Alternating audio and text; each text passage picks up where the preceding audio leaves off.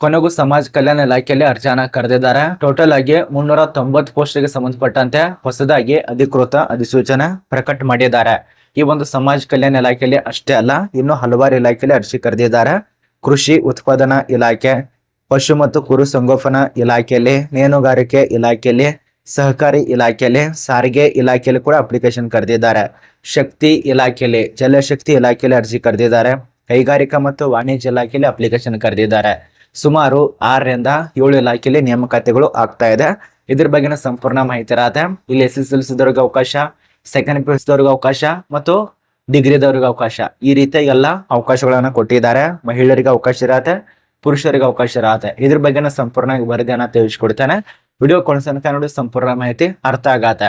ಮತ್ತೆ ಈ ಒಂದು ಪ್ರಶಾಂತ್ ಅಕಾಡೆಮಿ ಚಾನಲ್ ಅನ್ನ ಯಾರು ಸಬ್ಸ್ಕ್ರೈಬ್ ಮಾಡಿಲ್ಲ, ಹೊಸದಾಗಿ ಯಾರು ವಿಸಿಟ್ ಆಗಿದಾರಲ್ಲ, ಸಬ್ಸ್ಕ್ರೈಬ್ ಮಾಡ್ಕೊಳ್ಳಿ, ಫಾಲೋ ಮಾಡ್ಕೊಳ್ಳಿ. ಬನ್ನಿ ಒಂದೊಂದು ತಿಳಿಸ್ಕೊಡ್ತಾನೆ. ಇದಕ್ಕೆ ಸಂಬಂಧಪಟ್ಟಂತೆ ಏನಾದ್ರು ಡೌಟ್ ಇದ್ರೆ ಕಮೆಂಟ್ ಮಾಡಿ.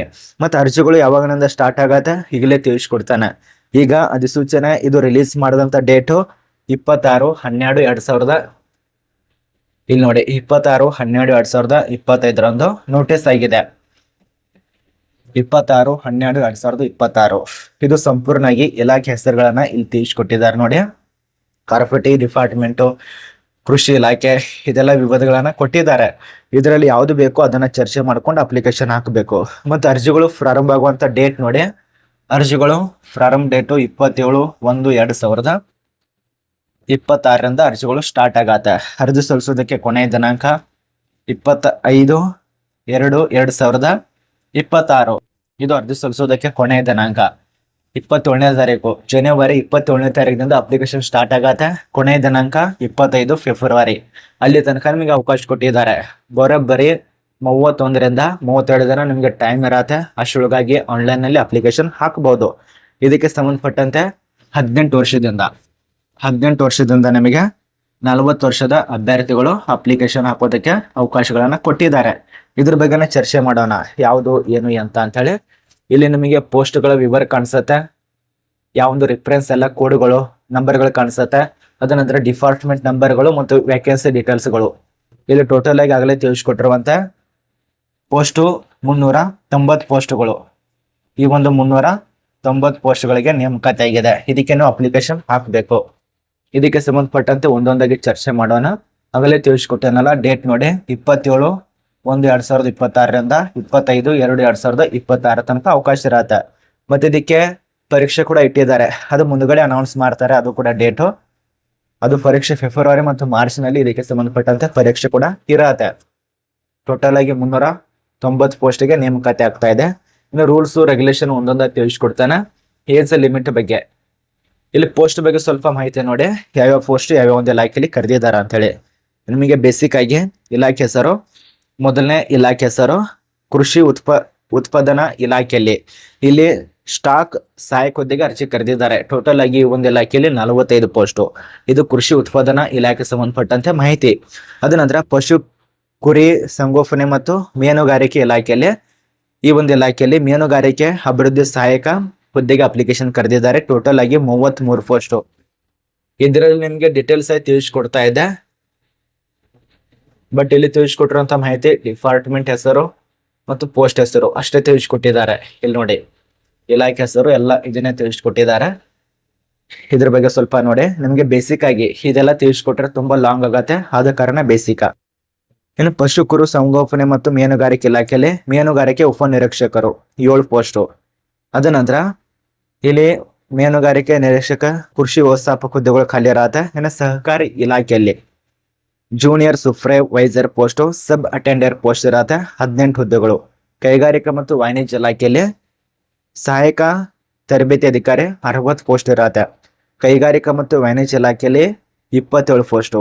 ಜಲಶಕ್ತಿ ಇಲಾಖೆಯಲ್ಲಿ ಕಾಮಗಾರಿ ಮೇಲ್ವಿಚಾರಕ ಅಂತ ಹೇಳಿ ಇಲ್ಲಿದೆ ನೋಡಿ. ಇಲ್ಲಿ ಇನ್ನೊಂದು ಪೋಸ್ಟ್ ಇರತ್ತೆ, 121 ಪೋಸ್ಟ್ ಇರತ್ತೆ. ಅದ ನಂತರ ಸಮಾಜ ಕಲ್ಯಾಣ ಇಲಾಖೆ, ಸೋಷಿಯಲ್ ವೆಲ್ಫೇರ್ ಡಿಪಾರ್ಟ್ಮೆಂಟ್ ಅಂತ ಹೇಳಿ 36 ಪೋಸ್ಟು. ಸಾರಿಗೆ ಇಲಾಖೆಯಲ್ಲಿ, ಈ ಒಂದು ಸಾರಿಗೆ ಇಲಾಖೆಯಲ್ಲಿ ಎಲ್ಲ ಸೇರ್ಪಡೆಯಾಗಿ 40 ಪೋಸ್ಟ್ಗಳು ಖಾಲಿ ಇರತ್ತೆ. ಈ ಒಂದು ಸಾರಿಗೆ ಇಲಾಖೆಯಲ್ಲಿ ಸಮಾಜ ಕಲ್ಯಾಣ ಇಲಾಖೆಯಲ್ಲಿ ಮೇಲ್ವಿಚಾರಕ ಪೋಸ್ಟ್ ಇರತ್ತೆ. ಇನ್ನು ಸಾರಿಗೆ ಇಲಾಖೆಗಳಲ್ಲಿ ಮೋಟಾರ್ ವಾಹನ ನಿರೀಕ್ಷಕರು, ಮೋಟಾರ್ ವಾಹನ ಸಂಚಾರ ಸಹಾಯಕರು, ಫಿಟ್ಟರ್ ಹುದ್ದೆಗಳು, ಗ್ರೀನ್ ತೊಳೆಯುವ ಯಂತ್ರ, ಅಡಿಗೆ ಅಧಿಕಾರಿ, ಅದ ನಂತರ ಮೆಕ್ಯಾನಿಕಲ್ ಇದೆಲ್ಲ ಖಾಲಿ ಇರತ್ತ. ಇಲ್ಲಿ ನಿಮಗೆ ಮೋಟಾರ್ ವಾಹನ ನಿರೀಕ್ಷಕರು ಕೂಡ ಖಾಲಿ ಇರತ್ತ. ಅದ ನಂತರ ವಾಹನ ಸಂಚಾರ ಅಧಿಕಾರಿ, ಡ್ರೈವರ್ ಹುದ್ದೆಗಳು ಇದೆಲ್ಲ ಕೆಲಸ ಇರತ್ತ. ನೋಡಿ, ಆಸಕ್ತಿ ಇದ್ದವರು ಅಪ್ಲಿಕೇಶನ್ ಹಾಕಿ. ಟೋಟಲ್ ಆಗಿ 390 ಪೋಸ್ಟಿಗೆ ನೇಮಕಾತಿ ಆಗ್ತಾ ಇದೆ. ಇನ್ನು ಅರ್ಹತೆಗಳು, ರೂಲ್ಸ್, ರೆಗ್ಯುಲೇಷನ್ ಒಂದೊಂದಾಗಿ ತಿಳಿಸ್ಕೊಡ್ತಾನೆ. ಇಲ್ಲಿ ಏಜ್ ಲಿಮಿಟ್ ಬಗ್ಗೆ ಮಾಹಿತಿ. ಕನಿಷ್ಠ ನಿಮಗೆ ಆಗಲೇ ತಿಳಿಸ್ಕೊಟ್ಟಿರುವಂತೆ 18 ವರ್ಷ ಆಗಿರಬೇಕು. ಇನ್ನು ಗರಿಷ್ಠ ಮಿತಿ OM ದವರಿಗೆ 40 ವರ್ಷ, SC ದವರಿಗೆ 43, ST ದವರಿಗೆ 43, ST 2 ದಲ್ಲಿ 43, RBA ದವರಿಗೆ 43, ALC ದವರಿಗೆ 43, ಎಕ್ಸ್ ಸರ್ವಿಸ್ ಮ್ಯಾನ್ ದವರು ವರ್ಕರ್ ಅಭ್ಯರ್ಥಿಗಳಿಗೆ EWS 43, ಇವರಿಗೆ 43. ವಯೋಮಿತಿ ಕೂಡ ಚೆಕ್ ಕೊಟ್ಟಿದ್ದಾರೆ ನೋಡಿ. 1977ರಿಂದ 1/1/2007 ತನಕ ಇದ್ದಂತ ವ್ಯಕ್ತಿಗಳು ಅಪ್ಲೈ ಮಾಡಿ. ಇನ್ನು ಅಪ್ಲಿಕೇಶನ್ ಹಾಕುವಂತ ರೂಲ್ಸ್ ರೆಗ್ಯುಲೇಷನ್ ಎಲ್ಲ ಕಾಣಿಸುತ್ತೆ. ಇನ್ನು ಅಪ್ಲಿಕೇಶನ್ ಫೀಸ್ ನೋಡಿ ಯಾರ್ಯಾರಿಗೆ ಎಷ್ಟೆಷ್ಟಿದೆ ಅಂತ ಹೇಳಿ. ಇಲ್ಲಿ ನಿಮಗೆ ಮಾನದಂಡಗಳ ಪ್ರಕಾರ 600 ರೂಪಾಯಿ ಇಟ್ಟಿದ್ದಾರೆ.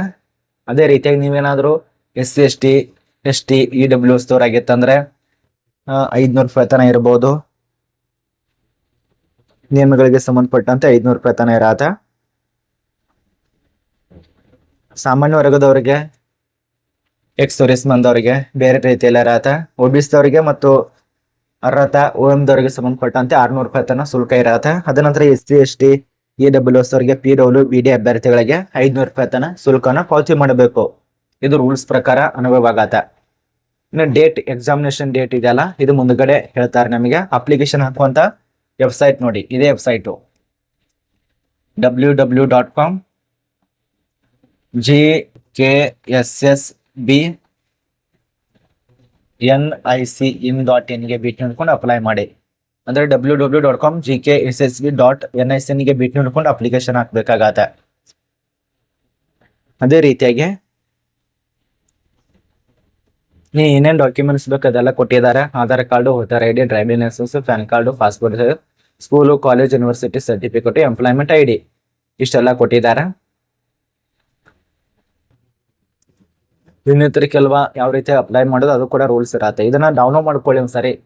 ಡೌನ್ಲೋಡ್ ಮಾಡ್ಕೊಂಡು ಅಪ್ಲಿಕೇಶನ್ ಹಾಕಿ. ಇನ್ನು ನಿಮಗೆ ಬೇಸಿಕ್ ಆಗಿ ಮಾಹಿತಿ, ಎಷ್ಟು ಸಂಬಳ ಇರತ್ತೆ, ಯಾವ ಪೋಸ್ಟಿಗೆ ಏನು ಅಂತ. ಇಲ್ಲಿ ಮೊದಲನೇದಾಗಿ ಸಂಬಳಕ್ಕೆ ಸಂಬಂಧಪಟ್ಟಂತೆ ಮಾಹಿತಿ. ಅಸಿಸ್ಟೆಂಟ್ ಹುದ್ದೆಗೆ 25ರಿಂದ 81,000. ಅದೇ ರೀತಿಯಾಗಿ ಲೆವೆಲ್ ಪೋಸ್ಟಿಗೆ 25ರಿಂದ 81. ಮೆಕ್ಯಾನಿಕ್ ಹುದ್ದೆಗೆ 35ರಿಂದ 1,12,000. ಆಫೀಸರ್ಸ್ ಹುದ್ದೆಗಳಿಗೆ 1,13,000. ಫಿಟ್ಟರ್ ಹುದ್ದೆಗಳಿಗೆ 25ರಿಂದ 80,000. ಮೋಟಾರ್ ವಾಹನ ಸಂಚಾರ ಸಹಾಯಕ ಹುದ್ದೆಗಳಿಗೆ 19,000ದಿಂದ 63,000. ಇನ್ನು ಮೋಟಾರ್ ವೆಹಿಕಲ್ ಇನ್ಸ್ಪೆಕ್ಟರ್ ಹುದ್ದೆಗೆ ನಿರೀಕ್ಷಕ ಅಂತ ಹೇಳಿ 35ರಿಂದ 1,13,000. ಮೇಲ್ವಿಚಾರಕ ಅಂದ್ರೆ ಸಮಾಜ ಕಲ್ಯಾಣ ಇಲಾಖೆಯಲ್ಲಿ 25,000ದಿಂದ 81,000. ಇನ್ನು ಕಾಮಗಾರಿ ಮೇಲ್ವಿಚಾರಕ ಹುದ್ದೆಗೆ 14,000ದಿಂದ 47,000. ಸಹಾಯಕ ಕೈಮಗ್ಗು ತರಬೇತಿ ಅಧಿಕಾರಿ ಹುದ್ದೆಗೆ ₹35ರಿಂದ 112. ಇನ್ನು ಮೀನುಗಾರಿಕೆ ನಿರೀಕ್ಷಕ ಕೃಷಿ ಇಲಾಖೆಯಲ್ಲಿ 35ರಿಂದಾನೇ 1,13,000 ತನಕ ಉಳಿದಂತ ಪೋಸ್ಟ್ಗಳಿಗೆ ಅನುವಾಗತ್ತೆ. ಇನ್ನು ಇದಕ್ಕೆ ಎಲ್ಲ ತಿಳಿಸ್ಕೊಟ್ಟೇವೆ. ಎಜುಕೇಶನ್ಗೆ ಸಂಬಂಧಪಟ್ಟಂತೆ ಮಾಹಿತಿ, ಅರ್ಹತೆಗಳು, ಇಲ್ಲಿ ಯಾವ್ಯಾವ ಪೋಸ್ಟಿಗೆ ಏನಾಗಿರ್ಬೇಕಂತೇಳಿ ಅದ್ರ ಬಗ್ಗೆ ಸೆಪರೇಟ್ ಆಗಿ ತಿಳಿಸ್ಕೊಟ್ರೆ ನಮಗೆ ತುಂಬಾ ಈಸಿಯಾಗಿ ಅರ್ಥ ಆಗತ್ತೆ. ಸ್ವಲ್ಪ ವಿಡಿಯೋ ಲಾಂಗ್ ಆದ್ರೆ ನಡೆಯುತ್ತೆ ಅನ್ಸತ್ತೆ. ಯಾಕಂದ್ರೆ ಎಜುಕೇಶನ್ ತುಂಬಾ ಮುಖ್ಯವಾದದ್ದು. ಇಲ್ಲಿ ಮೊದಲನೇದಾಗಿ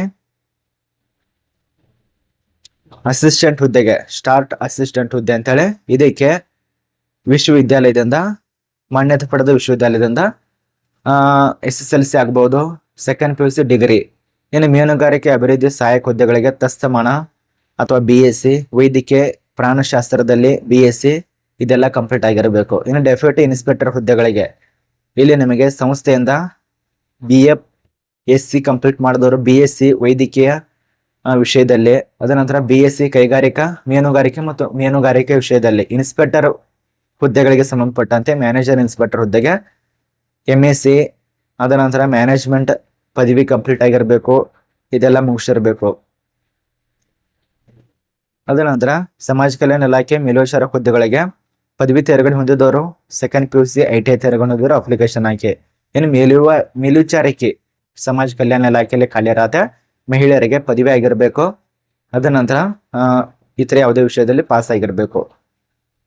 ಇನ್ನು ಮೋಟಾರ್ ವೆಹಿಕಲ್ ಇನ್ಸ್ಪೆಕ್ಟರ್ ಹುದ್ದೆಗೆ ಡಿಪ್ಲೊಮಾ ಆಗ್ಬಹುದು ಅಥವಾ ಇತರೆ ವಿಷಯದಲ್ಲಿ, ಅಂದ್ರೆ ಈಗ ಡಿಪ್ಲೊಮಾ ಈ ರೀತಿಯಾಗಿ ವಿಷಯ ಇರ್ತಾವಲ್ಲ ಮೆಕ್ಯಾನಿಕಲ್, ಅದರಲ್ಲಿ ಕಂಪ್ಲೀಟ್ ಮಾಡಿದ್ರೆ ಅಪ್ಲೈ ಮಾಡಿ. ಇನ್ನು ಮೋಟಾರ್ ವೆಹಿಕಲ್ ಟ್ರಾಫಿಕ್ ಅಸಿಸ್ಟೆಂಟ್ 10ನೇ ಪಾಸ್ ಆದವರಿಗೆ, ITI ಪಾಸ್ ಆದವರಿಗೆ ಅವಕಾಶ ಇರತ್ತೆ.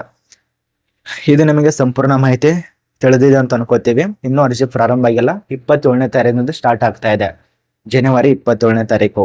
ಇದು ಆಲ್ ಇಂಡಿಯಾದಲ್ಲಿ ಕೆಲಸ ಇರತ್ತೆ. ಇಲ್ಲಿ ಬಂದಿರುವಂತ ಮಾಹಿತಿ ಪ್ರಕಾರ ಇದು ಜಮ್ಮು ಕಾಶ್ಮೀರ್ ಸ್ಟೇಟಿಗೆ ಸಂಬಂಧಪಟ್ಟಂತೆ ಮಾಹಿತಿ. ಆಲ್ಮೋಸ್ಟ್ ಆಲ್ ಇಂಡಿಯಾದವ್ರು ಕೊಟ್ಟಾರ ಅಂದ್ಮೇಲೆ ಎಲ್ಲರೂ ಅಪ್ಲಿಕೇಶನ್ ಹಾಕ್ಬೋದು. ಈಗ ಅಸ್ಸಾಂ ರೈಫಲ್ ರ್ಯಾಲಿ ಯಾವ ರೀತಿಯಾಗಿ ಬರತ್ತಲ್ಲ ಅದೇ ರೀತಿಯಾಗಿ ಇರತ್ತೆ ಇದು ಕೂಡ.